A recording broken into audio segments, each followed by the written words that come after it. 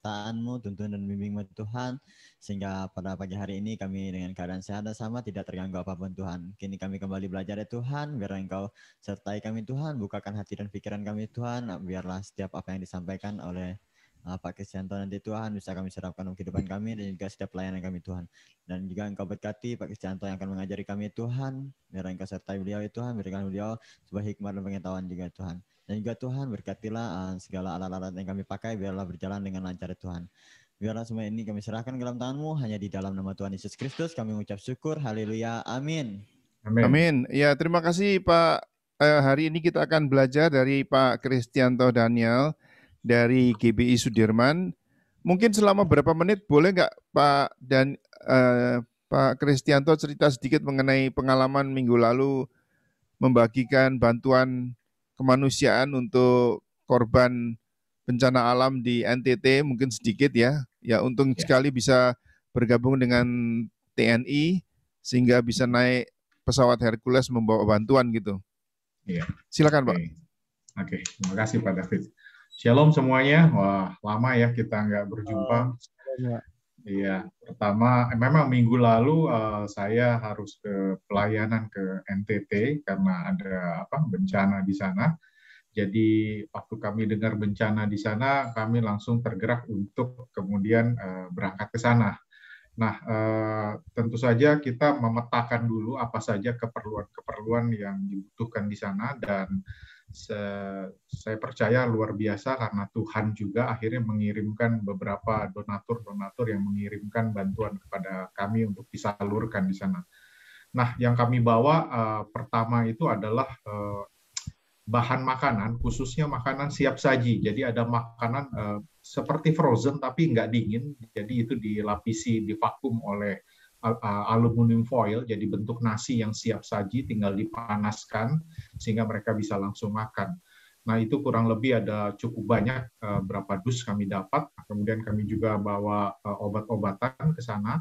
Kemudian kami bawa selimut juga ke sana, dan juga ada beberapa seperti sikat gigi, alat kebersihan diri yang kami bawa.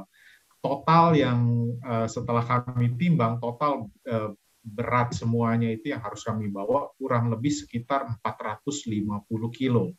Jadi kami putar otak juga itu gimana cara mengirimkannya gitu ya kan. Nah, kemudian akhirnya kami coba hubungi beberapa pesawat yang untuk kargo, tapi ternyata cukup mahal. Ada yang 1 kilo 50.000, 80.000. Jadi total dengan berat seperti itu kurang lebih bisa 20 juta, 25 juta untuk biaya ongkos kirim barangnya saja gitu. Jadi kita pikir, waduh, 25 juta hanya untuk ongkos kirim saja itu sudah terlalu besar, dan dana itu sebenarnya bisa disumbangkan gitu ya kan. Tapi puji Tuhan, Tuhan buka jalan, akhirnya ada seorang teman yang menghubungi kami bisa melalui pesawat Hercules dari TNI. Nah, kebetulan TNI kan lagi banyak mengirimkan bantuan. Memang waktu di minggu pertama kami tidak bisa mengirimkan karena TNI terlalu sibuk karena Pak Jokowi harus ke sana, jadi mereka sibuk untuk tidak menerima titipan bantuan. Tapi setelah minggu kedua, mereka buka untuk kami bisa mengirimkan. Jadi kami titipkan mengirimkan bantuan itu ke sana. Nah, bencana yang terjadi di NTT itu ada 3. Yang pertama itu angin puting beliung atau angin taufan, yang rata-rata atap rumah orang di sana memang menggunakan seng gitu ya. Jadi banyak seng atau atap yang hilang di sana. Yang kedua adalah banjir. Nah, banjir ini karena hujan, dan yang kedua itu karena bendungan yang meluap. Jadi di sana itu ada beberapa bendungan. Nah, yang ketiga itu adalah longsor. Nah, yang cukup mengerikan itu adalah bendungan, karena rata-rata rumah warga itu banyak yang hilang. Dan sungai-sungai, karena itu datangnya cepat sekali, dan puji Tuhannya kejadian itu adalah di siang hari, bukan di malam hari, sehingga warga masih bisa menyelamatkan diri. Tetapi untuk yang longsor memang itu juga menjadi bencana yang mengerikan, karena banyak yang terkubur hidup-hidup dan masih banyak yang belum diketemukan seperti itu. Dan puji Tuhan kami ke sana mengirimkan bantuan, dan juga kami membangun beberapa rumah warga, ada sekitar 7 rumah warga yang kami bangun, ya dengan sederhana tentunya untuk mereka tempat berteduh karena mereka ada di pengungsian, ternak mereka juga mati. Nah, kami sedang memikirkan 3 bulan ke depan ini karena sawah atau ladang mereka juga rusak gitu ya kan. Nah, 3 bulan ke depan ini ketika bantuan habis pasti mereka juga membutuhkan makanan. Jadi kami sedang memikirkan apa yang harus kami lakukan 3 bulan ke depan untuk mereka. Seperti itu ya. Biarlah hikmat Tuhan nanti yang berjalan untuk kami dapat membantu mereka. Jadi kurang lebih seperti itu kesaksian saya beberapa minggu yang lalu di NTT. Ya, terima kasih, itu luar biasa. Pak Kristianto bisa punya seperti ya dampak nasional ya. Itu bagus sekali sih ya itu. Ya. Iya. Ya. Terima kasih. Silakan. Kenapa Pak Yonatan? Pak Yonatan mau tanya. Ya, Pak Kris, saya sudah 3 kali ke NTT selalu kepanasan, kering, gersang. Kok bisa banyak airnya di mana ini ya? Pada bendungan-bendungan besar kan bisa mengalirkan air mestinya. Tapi kok iya, Pak. Sana hanya kuda sama lembu aja yang bisa hidup. Kalau panas iya, Pak. Iya, jadi begini, Pak. Jadi ada memang NTT itu panas sekali, Pak. Karena musim panas itu kemarau itu bisa 7 bulan di sana itu ya. Jadi memang kering sekali. Nah, jadi ada bendungan yang oleh pemerintah itu dibuat dengan membendung sungai, Pak, sebenarnya. Sungai di sana juga lucu. Juga dia sungai, tapi kalau musim kering udah nggak ada airnya itu kering sekali itu sungai. Nah, sungai ini dibendung. Nah, kemudian waktu hari Jumat, Sabtu dan Minggu itu hujan nggak berhenti, Pak, selama 3 hari.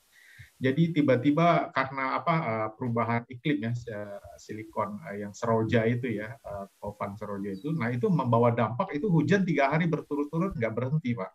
Nah, akibatnya bendungan itu meluap, Pak. Meluap, jebol, sehingga airnya itu seperti air bah aja mengalir di sungai. Jadi tadinya sungai kecil jadi melebar seperti itu. Tapi setelah hari Minggu, hari Senin, sampai kami tiba, itu nggak pernah hujan lagi. Itu kering kerontang, Pak. Nah, itu yang agak unik juga gitu. Cuaca di sana memang karena tiba-tiba ya ada perubahan cuaca saja sih. Jadi siklon tropis seroja itu, badai itu membawa hujan sih. Tapi sekarang udah musim kering lagi, Pak. Iya. Chris, apakah TNI terima kasih dengan tim ini bawa bantuan banyak begitu? Mereka dengan senang hati bawa barang-barang gratis gitu. Iya, betul, Pak. TNI sih siap membantu, Pak. Cuman memang kita harus jadi dikawal juga bantuan itu karena namanya sifatnya bantuan begitu sampai, karena waktu sampai di Kupang itu di NTT itu kita sempat kehilangan itu, ada 11 dus itu hilang gitu, nggak ketemu karena kita kirim 17 dus gitu ya kan. Nah, akhirnya itu kebawa oleh tim lain, Pak, karena kan kondisinya kan agak kacau juga ya. Jadi akhirnya kami lacak, untungnya ketemu seperti itu sih. Jadi bukan seperti kargo ada nama, ada segala macam, kita harus kontak ke lanutnya, manifestnya udah keluar apa belum atas nama kita gitu, dan kemudian kita harus ke sana, harus samperin lagi, harus cek barang kita, karena yang kiriman bantuan ini dari banyak sekali LSM, yayasan yang juga kirim, jadi sehingga agak kacau juga untuk pengambilannya seperti itu. Iya. Pak Yonatan. Banjirnya hanya di Timor Barat atau juga ke Sumba segalanya? Atau hanya Timor aja? Banjir sih pertama yang ada di Kupang, itu pertama ada di Kupang. Kemudian kalau yang di beberapa tempat sih rata-rata seperti di Timor, kemudian di Pulau Lembata, di Alor itu rata-rata longsor, dan juga ada sedikit banjir juga sih sebenarnya. Iya. Tapi kami fokus di Kupang, Pak, karena untuk masuk ke pulau seperti Lembata, karena ini kan NTT kepulauan ya. Jadi itu nggak bisa akses, pertama memang tidak ada pesawat gitu untuk ke pulau tersebut karena bandara ditutup. Kedua, kita harus menggunakan kapal laut, gitu, kapal laut, kapal kayu, gitu. Nah, kami agak nggak berani untuk ini karena ombak begitu agak tinggi. Jadi kami fokus hanya di Kupang saja, karena di Kupang pun sebenarnya kurang sekali bantuan, karena lebih banyak fokus bantuan dari pemerintah itu ke pulau-pulau, gitu. Mereka bisa menggunakan helikopter, pesawat angkatan laut, gitu ya. Jadi kami fokus di Kupang ketika itu, karena di Kupang waktu kita pemetaan banyak sekali di pedalaman itu yang belum mendapatkan bantuan, sehingga kami fokus di Kupang saja. Gitu. Tapi kota Kupangnya sendiri nggak apa-apa ya? Kota Kupangnya hanya angin, Pak. Hanya angin, jadi hanya atap-atap saja yang banyak hilang, tetapi di pinggir Kupang itu yang rata-rata di desa sama di dusun itu yang hancur, Pak. Ya, karena dilewati sungai. Seperti itu. Ya, bagus. Terima kasih. Terima kasih kesaksiannya. Silakan Pak, Pak Chris untuk mengajar. Ya, oke. Nah, seperti beberapa waktu yang lalu, kita sedang belajar tentang karakter pelayan Tuhan, ya. Khususnya kita sedang belajar tentang, masih ingat apa yang kita sedang pelajari, teman-teman? Ya, kita sedang belajar tentang 8 ucapan bahagia yang Yesus perkatakan. Nah, dari 8 ucapan bahagia inilah ya sebenarnya kita sedang memahami tentang ya karakter pelayan Tuhan. Bukankah kita semua adalah pelayan Tuhan? Nah, hari ini saya akan bawakan sebuah tema, kita akan lanjutkan yang kemarin, yaitu tentang orang yang haus dan lapar akan kebenaran. Ya, Matius 5 ayat yang ke-6, firman Tuhan katakan, berbahagialah orang yang lapar dan haus akan kebenaran, karena mereka akan dipuaskan. Nah, firman ini atau ayat ini begitu menarik. Kenapa? Karena di Timur Tengah sana, ya di Timur Tengah, makanan dan air itu digunakan dengan sangat hati-hati sekali, ya. Artinya tidak pernah disia-siakan. Penggalian sumur untuk bercocok tanam itu adalah 2 hal yang sangat penting karena menyangkut hidup manusia. Kita tahu ya di daerah Timur Tengah dengan kondisi cuaca panas memang belum sangat ekstrim gitu. Jadi air dan makanan itu menjadi faktor yang sangat penting di sana. Nah, dari apa yang Tuhan Yesus katakan ini ya ada satu rahasia kebahagiaan yang Yesus hubungkan antara lapar dan haus ya atau lapar dan dahaga itu secara bersama-sama untuk menunjukkan kepada kita bahwa kebenaran adalah sesuatu yang dibutuhkan untuk bisa hidup ya. Jadi firman Tuhan hari ini buat saya cukup menarik kalau kita sebagai anak Tuhan tidak memiliki rasa lapar dan haus akan kebenaran. Nah, itu kita harus cross check diri kita ya. Nah, sebagaimana tubuh jasmani kita, tubuh fisik kita itu bergantung kepada yang namanya makanan dan minuman. Demikian juga dengan tubuh atau kehidupan rohani kita. Itu tergantung kepada kebenaran. Nah, apa yang benar terhadap tubuh itu juga benar terhadap jiwa kita. Artinya begini, kalau orang atau kita hidup tanpa makan dan minum, maka kita akan mati secara fisik. Kalau kita kurang makan, kurang minum, pertama adalah kita akan mengalami yang namanya sakit, ya. Nah, begitu halnya juga dengan kehidupan kerohanian kita. Ketika kita mengalami defisit atau kekurangan kebenaran firman Tuhan, maka tubuh rohani kita, kehidupan kerohanian kita itu akan mengalami sakit. Bahkan ketika tubuh fisik kita ya tidak makan, tidak minum, akibatnya yang fatal adalah orang bisa mati. Begitu halnya juga dengan kehidupan rohani kita. Ketika kebenaran firman Tuhan tidak pernah masuk dalam kehidupan kerohanian kita, maka kehidupan kerohanian kita itu mati. Jadi sangat kontras sekali Tuhan Yesus menggambarkan rasa lapar dan haus itu akan kebenaran. Nah, Bagaimana kuncinya? Kuncinya adalah yang pertama, datang kepada Yesus. Itulah untuk kita bisa mengalami yang namanya kepenuhan, ya, pemenuhan atau kepuasan yang sejati, ya. Nah, ada rasa, yang penting harus ada rasa lapar dan dahaga yang terus-menerus. Jangan pernah merasa untuk berhenti lapar dan haus. Ketika Anda puas, ketika kita puas, ketika kita kenyang, itu sangat-sangat berbahaya sekali. Kenapa? Karena orang yang mati, ya, itu nggak punya selera untuk makan.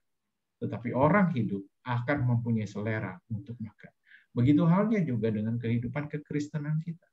Kalau kita ini hidup di dalam Tuhan, maka kita punya selera untuk terus menggali kebenaran firman Tuhan, untuk terus memiliki rasa lapar dan haus akan kebenaran firman Tuhan.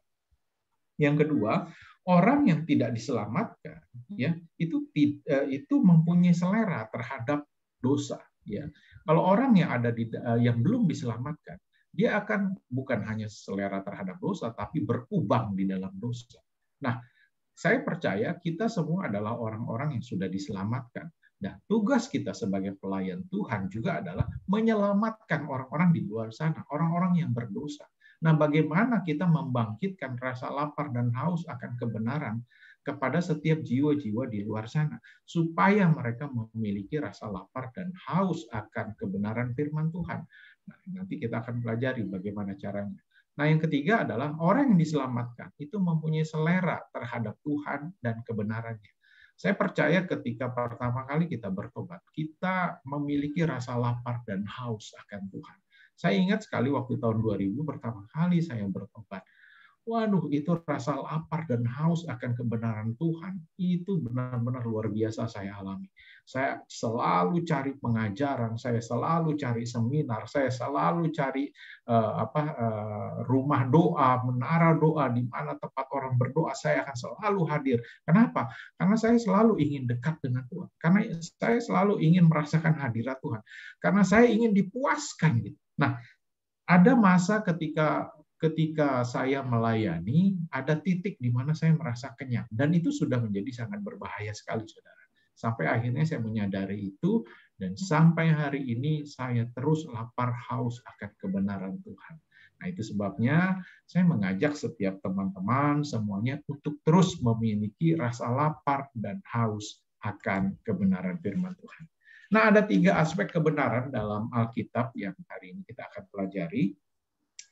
Di dalam Alkitab, kata kebenaran atau bahasa Ibrani sedek, ya, mengandung beberapa jenis pengertian. Kita akan buka di dalam Yehezkiel 18 ayat yang ke-5, ya. Ayat yang ke-5 dulu, ya. Teman-teman bisa bacakan, ada yang bisa bacakan Yehezkiel 18 ayat yang ke-5.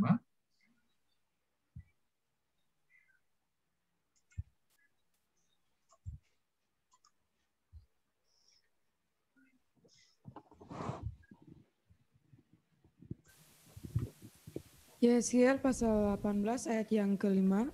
Ya. Kalau seorang adalah orang benar dan ia melakukan keadilan dan kebenaran. Ya, ya. Jadi firman Tuhan katakan di dalam Yehezkiel gini. Kalau seseorang adalah orang benar dan ia melakukan keadilan dan kebenaran, ayat 6a-nya perhatikan. Dan ia tidak makan daging persembahan di atas gunung atau tidak melihat kepada berhala kaum Israel. Nah, perhatikan. Arti kata kebenaran di dalam Yehezkiel yang pertama mengandung jenis pengertian yang pertama adalah kebenaran rohani. Karena tidak makan daging dan persembahan di atas gunung, tidak melihat kepada berhala kaum Israel, itu bicara tentang hukum pertama dan kedua di dalam hukum Taurat, ya, hubungannya antara manusia dengan Tuhan, yaitu jangan ada padamu ilah lain, ya. Nah, artinya begini. Yang pertama, ya, kebenaran yang dimaksud di dalam Alkitab adalah kebenaran rohani, yaitu perintah, arahan, tugas dan tuntunan Tuhan bagi hidup kita yang kita terima melalui pewahyuan atau pengalaman rohani, ya. Jadi yang pertama di dalam kebenaran itu adalah kebenaran rohani. Bagaimana kebenaran rohani ini menjadi hidup di dalam kehidupan kita. sudahkah kebenaran rohani ini ada di dalam rasa lapar dan haus di dalam kehidupan kita, ya. Nah, jangan sampai teman-teman sebagai pelayan Tuhan nanti, ya, teman-teman mendapatkan kebenaran yang sepertinya rohani, tetapi tidak rohani. Nah, hati-hati juga dengan banyak-banyak pengajaran yang ada di saat ini, karena banyak sekali pengajaran-pengajaran yang keluar dari relnya. Sepertinya gitu ya, sepertinya ini rohani. Tetapi pada intinya begini, kebenaran rohani akan berfokus atau akan berpijak kepada firman Tuhan, ya. Dan inti daripada kebenaran rohani itu adalah tentang Kristus. Contoh seperti ini. Ada banyak macam pengajaran di luar sana, misalnya tentang motivasi yang dibungkus dengan rohani dan tidak ada Kristus di dalamnya. Itu hati-hati. Ada beberapa pengkhotbah yang kalau berkhotbah, saya perhatikan itu sekedar sekedar motivasi. Ditempel ayat firman Tuhan, tapi tidak ada Kristusnya di dalamnya. Nah, saya pribadi menyimpulkan tidak ada kebenaran di dalam khotbahnya. Nah, hati-hati sekali dengan pengajaran-pengajaran seperti itu. Atau misalnya pengajaran tentang yang melenceng tentang Injil kemakmuran. Fokusnya hanya diberkati, hanya tentang berkat Tuhan, hanya tentang kaya raya. Itu harus hati-hati, teman-teman. Ya, buat saya, yes, Tuhan bisa memberkati kita. Tetapi fokusnya bukan berkat. Fokus kita adalah kepada pemberi berkat, yaitu Kristus itu sendiri. Nah, jadi kebenaran rohani ini yang terus harus kita gali di dalam kehidupan kita. Ya, caranya bagaimana? Tentu saja dengan pengajaran yang benar, dengan pengajaran yang sehat. Pengajaran yang benar dan sehat hanya ada satu, yaitu di dalam Alkitab, di dalam Injil. Itu sebabnya tugas kita sebagai pelayan Tuhan, biarlah terus kita harus menggali kebenaran firman Tuhan. Contohnya begini, seperti halnya dengan makanan. Rasa lapar itu bicara tentang makanan. Ketika Anda lapar, kemudian makanan itu, ya, atau roti lah ya, misalnya kita bilang roti itu kita tidak makan, kita tidak punya, kita tidak telan. Tetapi roti itu kita kantongin. Pertanyaan saya, kita bisa kenyang nggak?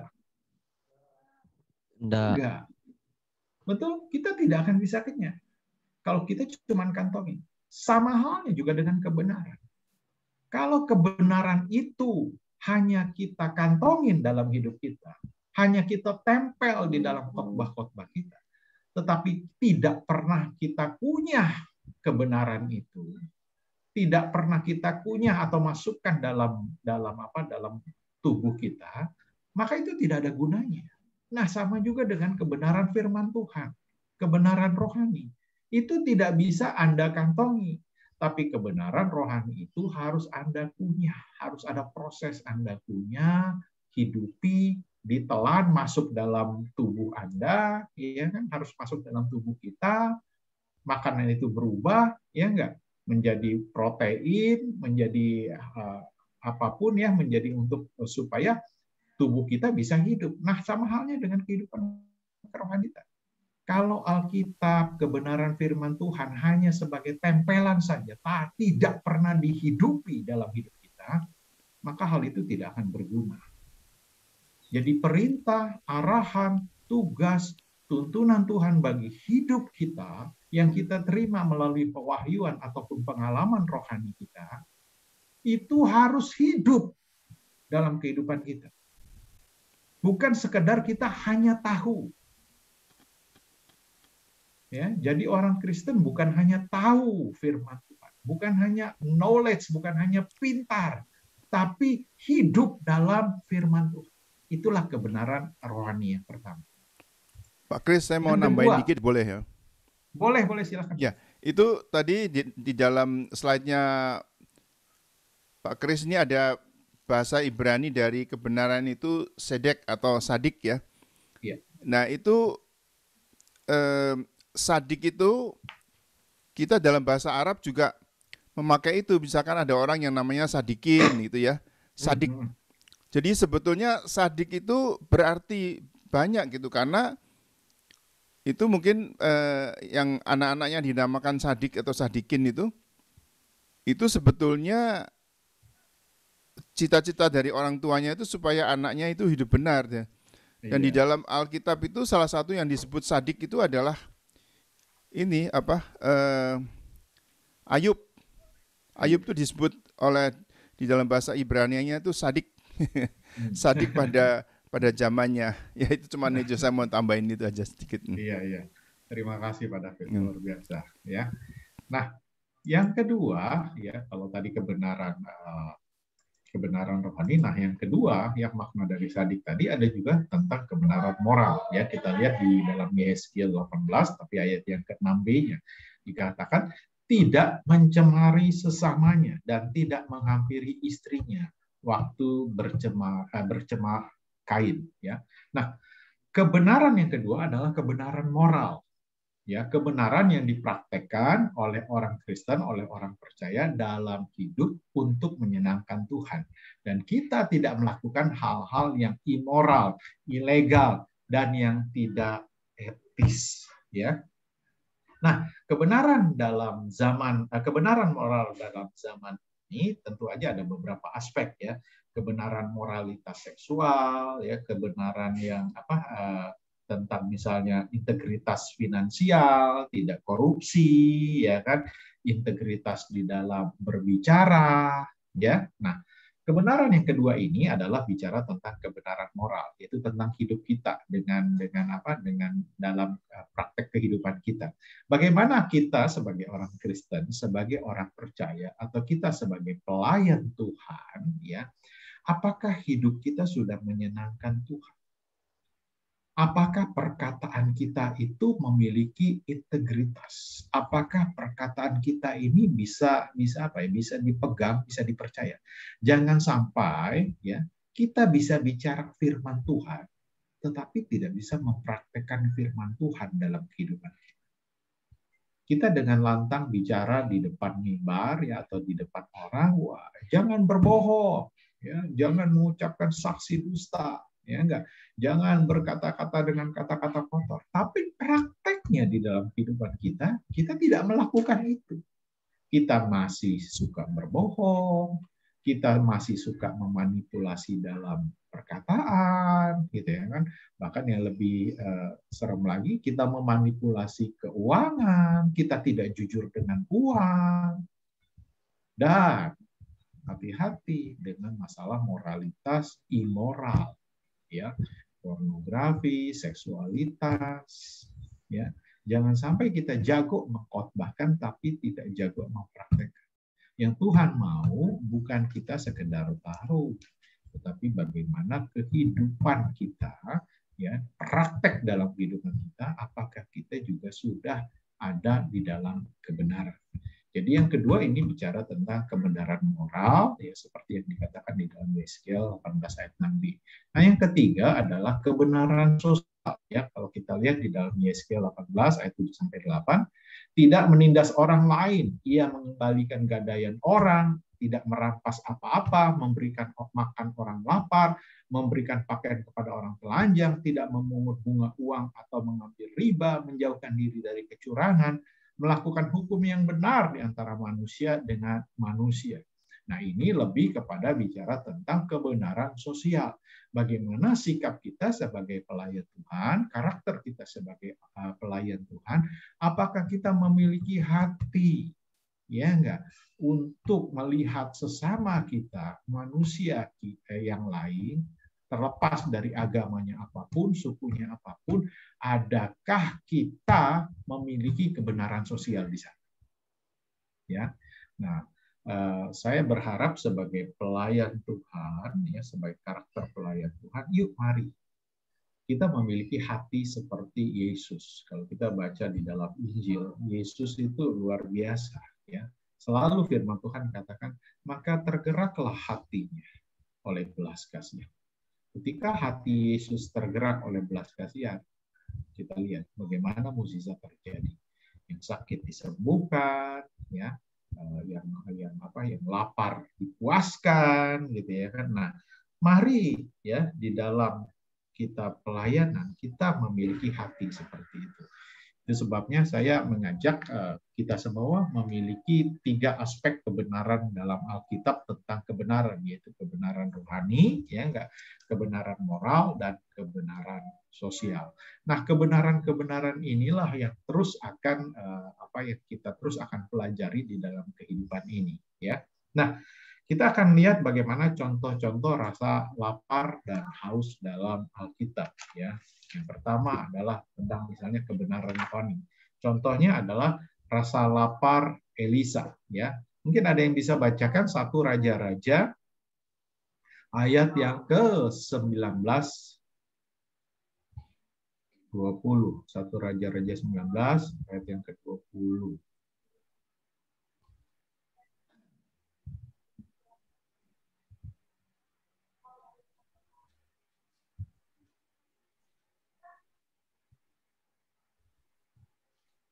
Satu Raja-Raja 19 ayat yang ke-20.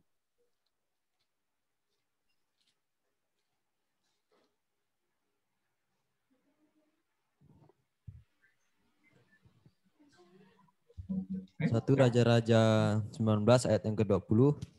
Lalu Elisa meninggalkan lembu itu dan berlari mengikut Elia. Katanya, biarkanlah aku mencium ayahku dan ibuku dahulu, lalu aku akan mengikuti engkau. Jawabnya kepadanya, baiklah, pulang dahulu dan ingatlah apa yang telah kau perbuat kepadamu.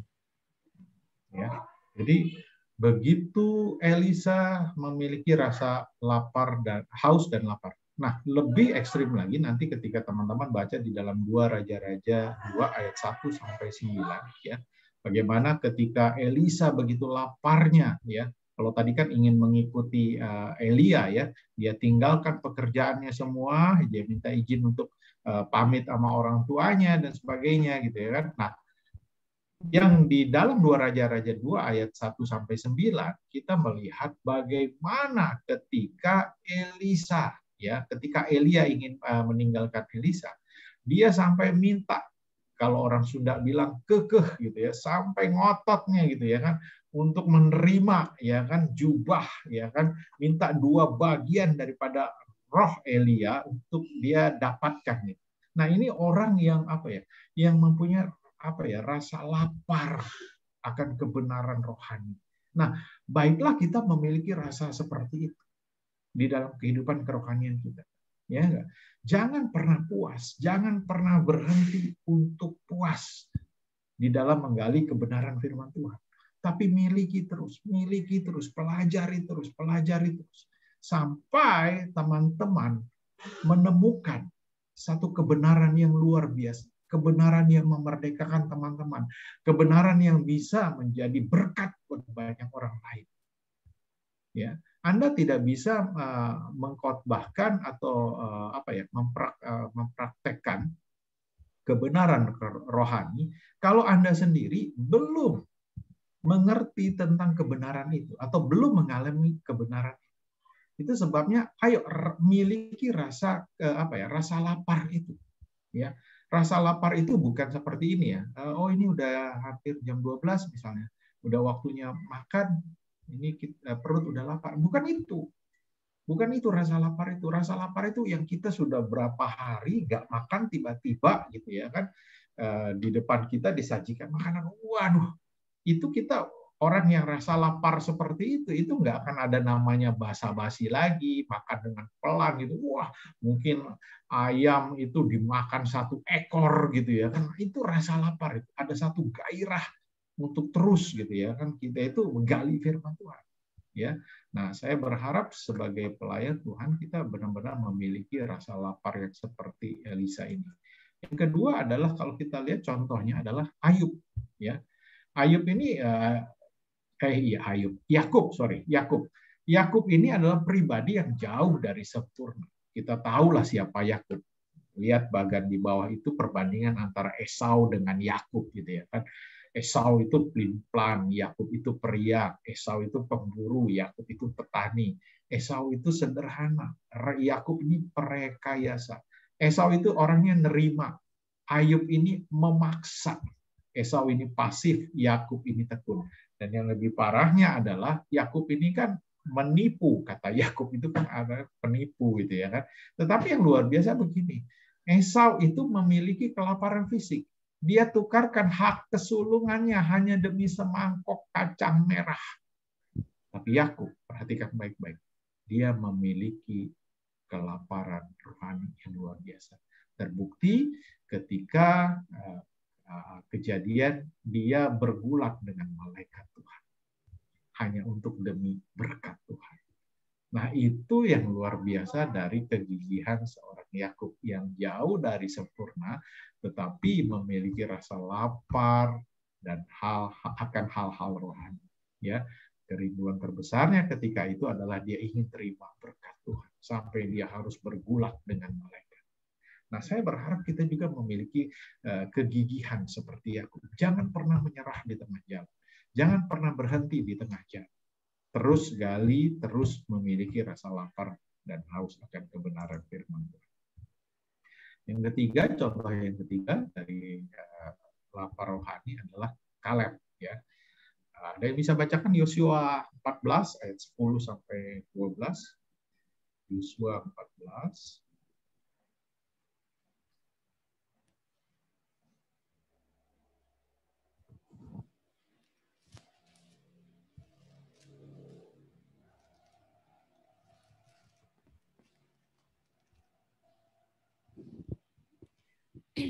Yosua pasal 14 ayat yang ke-10 sampai 12. Jadi sekarang sesungguhnya Tuhan telah memelihara hidupku seperti yang dijanjikannya. Kini sudah 45 tahun lamanya sejak diucapkan Tuhan firman itu kepada Musa, dan selama itu orang Israel menggembala di padang gurun. Jadi sekarang telah berumur 85 tahun aku hari ini. Pada waktu ini aku masih sama kuat seperti pada waktu aku disuruh Musa. Seperti kekuatanku pada waktu itu, demikianlah kekuatanku sekarang untuk berperang dan untuk keluar masuk. Oleh sebab itu, berikanlah kepadaku pegunungan yang dijanjikan Tuhan pada waktu itu, sebab engkau sendiri mendengar pada waktu itu bahwa di sana ada orang enak dan kota-kota yang besar dan berkubu. Mungkin Tuhan menyertai aku, sehingga aku menghalau mereka seperti yang difirmankan Tuhan. Amin. Ya. Berapa usia Kaleb waktu itu dia bicara? 80 tahun. Ya, tetapi 85 tahun, tetapi kekuatannya sama seperti usia 45 tahun. Ya. Mungkin usia 85 tahun orang pengennya udah senang-senang ya. Liburan gitu ya. Saya lihat di belakang itu Pak Yonatan, wah di usia seperti itu seharusnya di tepi pantai ya Pak ya, menikmati hidup. Tapi apa yang menjadi pilihan Pak Yonatan hari ini? Dia ada di tengah-tengah saudara. Ya, saya percaya Pak Yonatan usianya sama seperti usia 40 ya Pak ya. Selalu ingin berperang, selalu ingin memenangkan Kristus, selalu ingin menggambarkan Injil, selalu ingin membagikan sesuatu buat anak-anak muda di Kalimantan. Nah itu, kalau seorang Kaleb begitu lapar akan hal-hal yang dari Tuhan dan yang menjadi kehendak Tuhan, itulah seharusnya gairah di dalam kehidupan kita. Bukan hanya masa muda sekarang, sampai tua, sampai garis akhir, kita tetap memiliki rasa lapar dan haus akan kebenaran firman Tuhan. Jangan pernah berhenti lapar dan haus sepanjang umur kita. Ya, saya itu udah contoh hidup lah ya, Pak Yonatan udah contoh hidup. Ya, nah berikutnya adalah kebenaran moral. Contoh kebenaran moral. Ya. Kita lihat di dalam kasus Yusuf. Ya, kita tahu kejadian Yusuf bagaimana digoda oleh Potifar. Ya. Bagaimana kegigihan Yusuf di dalam menghadapi pencobaan. Istri Potifar. Iya, istri Potifar, sorry. Istri Potifar atau tante Potifar. Ya. Nah, saya percaya ya, ini pun harus ada di dalam kehidupan kita. kebenaran moral seperti ini. Ya, kalau kemarin saya pernah ngobrol dengan beberapa teman, saya coba kasih jokes gitu ya, atau lelucon teman-teman. Pilih mana, digoda oleh tante Potifar atau istri Potifar, atau digoda oleh Betsheba. Wah, mereka bilang, wah nggak mau dua-duanya. Kalau suruh pilih, pilih mana? Oh ya, pilih digoda oleh istri Potifar. Kenapa? Karena bisa lari seperti Yusuf. Wah, saya bilang hebat. Kalau digoda oleh Betsheba nggak bisa lari, bukan lari menjauh, tapi lari mendekat. Gitu ya. Akhirnya Daud jatuh dalam dosa. Gitu ya. Nah, biarlah kita memiliki kebenaran moral juga dalam hidup kita. Kenapa? Karena di dalam kehidupan kita nanti kita akan mengalami hal-hal seperti ini. Ada banyak godaan, ada banyak sekali kesempatan-kesempatan untuk kita bisa jatuh dalam dosa. Tapi ingat ya, kebenaran moral yang Alkitab tuliskan dari perjanjian lama sampai perjanjian baru, biarlah itu ada di dalam kehidupan kita sebagai pelayan Tuhan. Dan kita memiliki karakter pelayan Tuhan yang berintegritas. Begitu juga dengan kebenaran sosial. Contohnya adalah Zakheus. Ketika Zakheus mengalami perjumpaan pribadi dengan Yesus, ketika Yesus masuk ke rumah Zakheus, perhatikan, seorang Zakheus yang seorang pemungut cukai, dia berubah ketika dia mengalami perjumpaan dengan Yesus. Ya, yang seorang pemungut cukai ini orang yang paling dibenci oleh bangsa Israel. Kenapa? Karena dia bekerja untuk Romawi, memunguti pajak bangsanya sendiri.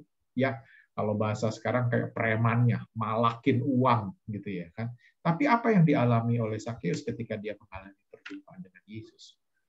Zakheus bilang gini, ya, dia akan membagikan hartanya. Kita buka sama-sama yuk, biar kita lebih jelas. Lukas 19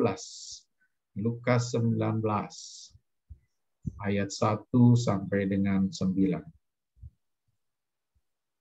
Nah, ayat yang ke-8.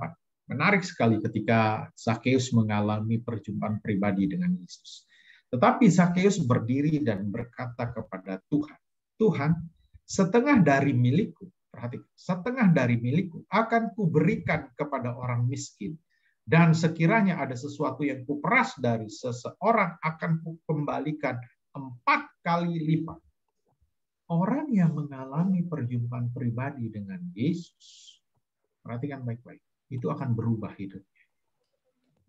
Nggak pernah hitung-hitung. Zakheus merelakan hartanya dan dia menunjukkan buah-buah pertobatan. Setengah hartanya dia berikan pada orang miskin. Kalau Anda saat ini berani nggak berkata, kalau Anda diberkati, kalau diberkati punya harta kemudian bilang, oke, setengah harta saya berikan buat orang miskin. Bahkan ada yang pernah saya peras, saya kembalikan 4 kali lipat. Wah, itu nggak gampang, saudara, memiliki kerelaan seperti itu, ya. Tetapi itulah kebenaran sosial, kepedulian dari. Saya percaya yang mengubahkan itu semua adalah karena Kristus. Itu sebabnya di ayat ke-9 Yesus berkata, hari ini telah terjadi keselamatan kepada rumah ini, karena orang ini pun anak Abraham. Saya percaya kita yang sudah bertobat, kita yang sudah melayani, kita yang sebagai pelayan Tuhan, pasti ada buah-buah pertobatan dalam kehidupan kita. Kita akan melakukan kebenaran-kebenaran sosial. Kita akan peduli dengan sekeliling kita. Kita akan peduli dengan orang-orang yang belum mengenal Kristus. Amin. Nah, yang terakhir ya, ini menjadi refleksi buat kita. Seberapa besar upaya kita untuk melihat kebenaran dan keadilan itu menjadi nyata dalam kehidupan kita. Sebagai pelayan Tuhan, ya sebagai hamba Tuhan, apakah kita sudah memiliki usaha atau upaya-upaya untuk melihat dan kebenaran itu nyata di dalam kehidupan teman-teman. Nah, saya percaya baiklah di dalam kita nanti pelayanan, ya karakter-karakter rasa lapar dan haus akan kebenaran ini terus ada di dalam kehidupan. Nah, sampai di sini mungkin ada pertanyaan dari teman-teman atau ada yang mau kesaksian, silakan.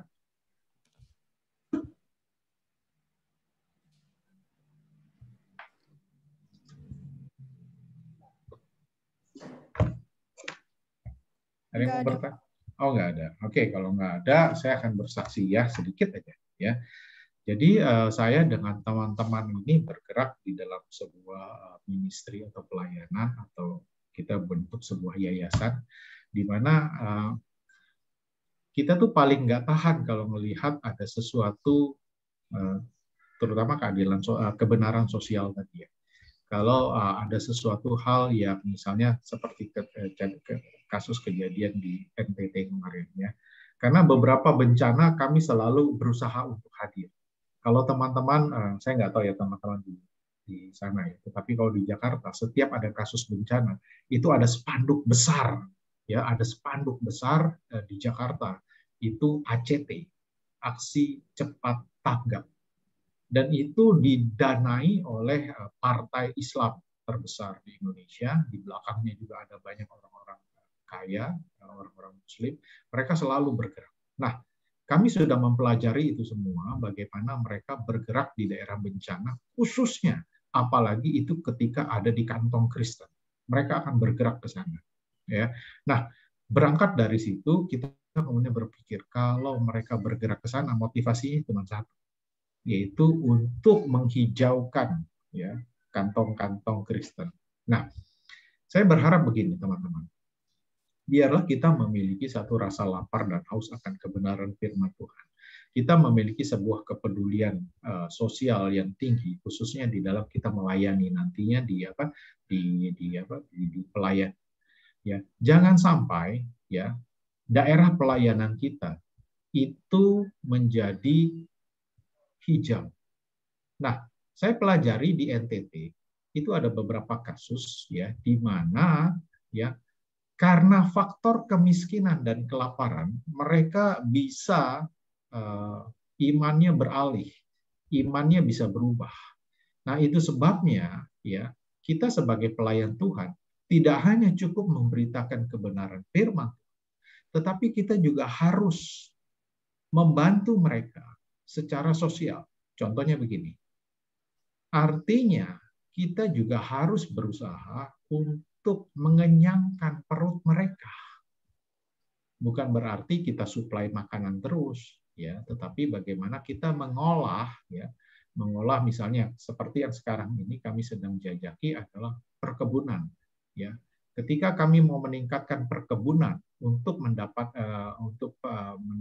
penghasilan lebih bagi para petani di sana, sehingga mereka tidak jatuh miskin, sehingga mereka bisa untuk kebutuhan hidup mereka, maka itu akan membuat mereka juga secara fisik kuat, sehingga mereka tidak tergoyahkan juga iman.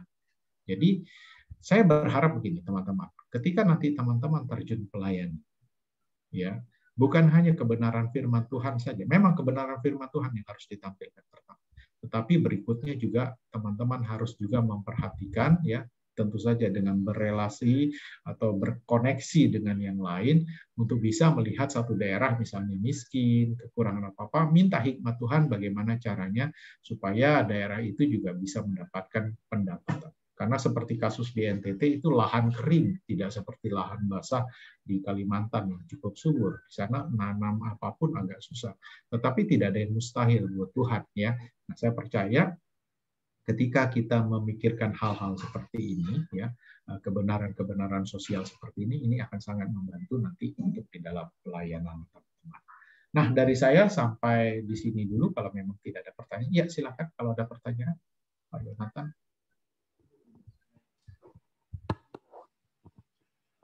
Saya mau tanya bagaimana membuat siswa-siswa BSOM ini dan nanti anggota jemaat kita itu haus dan lapar akan kebenaran. Apa yang harus dilakukan supaya mereka itu menggebu-gebu seperti Yakob atau seperti Paulus atau yang luar biasa cari Tuhannya itu? Caranya gimana? Kalau saya melihat gini, kalau ini bicara dari saya ya, Pak, pengalaman saya ya. Kalau kita sudah mengalami kasih Tuhan, itu rasa lapar dan haus itu akan keluar. Saya mengalami kasih Tuhan, bukannya ya, Pak? Bukannya harus tambah sampai menggila gitu haus dan laparnya. Iya, Pak. Betul, Pak. Jadi ketika kita mengalami ada satu perubahan atau dampak dalam hidup ya, karena kita mengalami kasih Tuhan, perjumpaan pribadi dengan Tuhan yang mengubahkan hidup saya, ya tentu saja itu ada proses-proses nanti di dalam kehidupan kita. Itu akan gila-gilaan sama Tuhan. Gitu loh. Buat saya akan gila-gilaan sama Tuhan. Makanya saya bilang tadi, setiap ada bencana dimanapun, saya akan bergerak. Mau ke daerah pedalaman manapun, saya akan bergerak. Tujuan cuma satu, bantu mereka. Bantu mereka kenapa? Supaya pertama tentu saja bantu secara sosial, tapi masuk ke sananya, saya akan mulai penginjilan. Seperti kemarin di NTT, ya kan, ada satu waktu kita masuk, kita nggak kenal daerah itu, tapi kita masuk dan akhirnya kita tetapkan, kita berdoa, kita tetapkan bantuan itu ke salah satu RT di sana. Pak RT-nya itu kaget, Pak. Pak RT-nya itu kaget, bahkan Pak RT itu jadi viral di kelurahan. Karena satu-satunya RT 30, itu RT 30, yang dapat bantuan cuma dia. RT yang lain itu belum dapat bantuan. Mereka sampai bertanya-tanya, Pak RT kok bisa dapat bantuan sih? Bagaimana sih kenal dengan orang Jakarta ini? Pak RT yang bilang, saya juga nggak kenal, saya juga nggak tahu kenapa Tuhan kirim ini. Nah, dari situ saya mulai masuk penginjilan kepada Pak RT ini, kepada masyarakat, kepada warga. Dan saya percaya, saya nggak pernah berhenti dalam satu titik. Artinya gini, saya nggak pernah berhenti, kami tidak pernah berhenti, drop bantuan selesai sudah. Biasanya kami akan berkelanjutan panjang. Nah, seperti kasus di Palu. Waktu gempa di Palu, kami lakukan, kami bangun gereja di sana, bukan bangun gereja, tetapi mendirikan gereja yang rubuh, gereja Bala Keselamatan di sana, ya kan? Nah, apa yang kami lakukan sampai hari ini? Kami bangun 3 sekolah di atas gunung. Sekolah PAUD dan sekolah SD jarak jauh. Artinya kami tetap berhubungan dengan mereka dan tetap melanjutkan tentang kasih Tuhan, kebenaran Tuhan di sana. Begitu halnya. Jadi gini, jadi bencana itu hanya sebagai pembuka untuk kami bisa masuk. Nah, itu bisa terjadi kalau kita ya memiliki rasa lapar dan haus yang bergairah. Kenapa? Karena saya merasa gini, saya ini sudah diselamatkan Tuhan. Saya ini sudah diberkati oleh Tuhan. Saya mau ngapain lagi? Tugas saya cuma satu, sebelum saya diangkat ke surga, sebelum saya dipanggil Tuhan, saya mau kasih yang terbaik buat Tuhan. Nah, kalau teman-teman merasakan hal yang seperti itu, memberikan yang terbaik buat Tuhan, maka teman-teman akan memiliki rasa lapar dan haus akan firman Tuhan, kebenaran Tuhan. Itu sebabnya sampai detik ini, ada seminar dimanapun, ada pelajaran dimanapun, saya akan ikut. Saya akan daftar. Kenapa? Karena saya ingin gali terus kebenaran firman Tuhan. Saya ingin lebih tahu. Buat saya sampai detik ini, saya belum tahu banyak tentang Yesus. Kenapa? Karena saya terus rindu mengenal Yesus secara pribadi. Supaya apa? Supaya ketika saya mengenal Kristus secara pribadi, saya dapat bagikan itu. Saya akan bagikan itu kepada banyak orang. Nah, itu pengalaman pribadi saya sih, Pak. Jadi bukan acuan gitu ya. Nah, itu pengalaman pribadi saya. Bagaimana bisa bergairah gitu. Ya. Oke, Pak. Jadi semua siswa kita kan sudah bertuhankan Kristus. Kalau kita buka gereja baru, khotbah-khotbah awalnya juga terima kasih sebagai Tuhan dan Juru Selamat. Terima baptisan Roh Kudus. Tapi setelah itu pertanyaannya bagaimana bikin mereka itu gila, haus dan gila. Laparnya untuk kebenaran itu gimana? Wah, saya nggak bisa jawab tuh bikin gila dan haus. Kalau boleh saya tambahkan sedikit untuk supaya kita itu semangat atau bisa dikatakan seperti Bapak Yonatan, supaya kita itu gila akan kebenaran, gila untuk mencari jiwa, itu satu-satunya bagi saya ya. Yang pertama itu betul apa yang Bapak katakan, bahwa kita itu harus terus mengenal pribadinya Tuhan lebih dalam, itu harus. Nah, kalau kita sudah mengenal pribadinya Allah yang dalam, itu pasti kalau secara manusia kita tahu bahwa orang itu adalah orang yang baik, orang yang bisa motivasi saya untuk saya bisa berhasil. Nah, dari situlah kita itu sama Tuhan itu nggak akan lepas. Dan yang terpenting itu juga kasih mula-mula kita itu jangan sampai suam-suam kuku. Harus terus ada kasih mula-mula. Kalau kasih mula-mula Tuhan ada, kita itu terus ingin dekat kepada Dia, terus ingin mencari kebenaran. Itu yang pernah saya rasakan, Pak. Betul, itu aja. betul. Terima kasih, Pak. Betul. Nah, kasih mula-mula inilah yang harus dipertahankan di dalam kehidupan kita. Karena di dalam perjalanan kerohanian, kasih itu akan jadi kasih mula-mula itu akan jadi suam-suam loh. Nah, ini gimana caranya supaya kasih mula-mula ini terus berkobar-kobar dalam kehidupan kita? Kalau kita berhenti untuk lapar dan haus, disitulah kasih mula-mula itu tidak berkobar-kobar lagi dalam hidup kita. Artinya gini, artinya pelayanan udah jadi rutinitas, pelayanan udah seperti hal yang biasa. Nah, untuk bisa mempertahankan kasih mula-mula inilah yang tadi benar yang Ibu katakan. Kita harus terus lapar dan haus akan Tuhan. Karena hanya kasih mula-mula itulah yang terus akan membangkitkan gairah dalam hidup kita. Seperti itu. Ya, Pak Yonatan. Kita di BSOM ini kan kita latih semua siswa untuk 2 jam sehari bersekutu dalam doa, praise and worship, dan baca Alkitab. Jadi keintiman dengan Tuhan. Cuma saya lihat sulit membuat mereka itu gila. Haus dan lapar untuk jadi intim dengan Tuhan.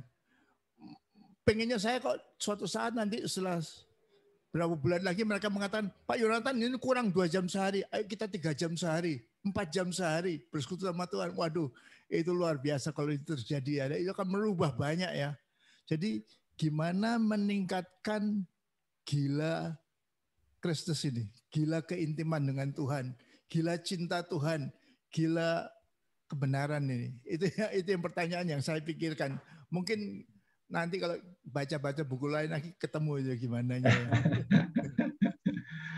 Iya, Pak. Jadi kalau pengalaman saya beberapa waktu ini, ketika saya mendapatkan sebuah pengajaran yang baru ya, artinya gini loh.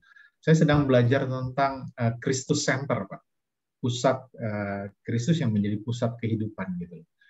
Jadi waktu saya belajar itu bukan gila ya, tetapi kebenaran pengajaran yang benar itu yang akan mengubah hidup saya, Pak. Artinya ketika kita berdoa ya intim dengan Tuhan, pujian penyembahan gitu ya, karena sudah mendapatkan pelajaran yang baru, pengajaran yang baru, saya melakukan itu bukan sebagai dalam tanda petik ya, sebagai motivasi yang salah supaya misalnya supaya saya berkenan di hadapan Tuhan, saya harus memuji menyembah 2 jam gitu ya, supaya Tuhan berkenan. Nah, itu kan pengajaran yang selama ini ternyata salah gitu. Artinya gini, ketika Kristus menjadi pusat kita, artinya perbuatan yang kita lakukan itu bukan supaya menyenangkan Tuhan. Itu salah gitu loh. Jadi kita ini menyenangkan hati Tuhan karena apa yang telah Yesus lakukan, apa yang telah Tuhan lakukan di dalam Yesus buat hidup saya. Nah, itu mengubah saya menjadi saya berapi-api. Mengubah saya menjadi menjadi gila. Tuhan itu dahsyat banget gitu loh. Dia udah mau mati buat saya, nebus dosa saya. Apa yang saya lakukan selama ini supaya saya mendapat perhatian dari Tuhan itu salah. Saya lakukan sekarang karena saya lakukan pujian penyembahan intim dengan Tuhan. Bukan supaya saya mendapatkan perhatian, bukan saya untuk mendapatkan berkat dari Tuhan. Apa yang saya lakukan itu karena saya mengasihi Tuhan. Nah, ketika saya memahami pengajaran ini, wow, itu mengubah. Nah, jadi makanya kalau dari saya pribadi, Pak, pengajaran yang benarnya dulu harus ditanamkan kepada setiap anak-anak. Jadi bukan programnya. Programnya itu bisa berjalan ketika kita nyadari pribadi kita ya dan Tuhannya. Nah, tentu saja saya tidak bisa membagikan begitu panjang, tetapi ini dari pengalaman pribadi saya. Karena semua orang ketika memahami tentang Injil yang benar, tentang Yesus yang benar, seperti yang tadi Ibu katakan, ya, kita akan memiliki kasih mula-mula yang luar biasa dan bergairah. Jadi bukan sekali lagi, bukan karena program, semuanya dasarnya karena pengertian yang benar, pemahaman yang benar tentang Tuhan. Seperti itu, Pak. Ya tentu saja ini berjalan dengan waktu juga ya, nantinya juga ada proses-proses kita juga belajar seperti itu sih Pak Yonatan.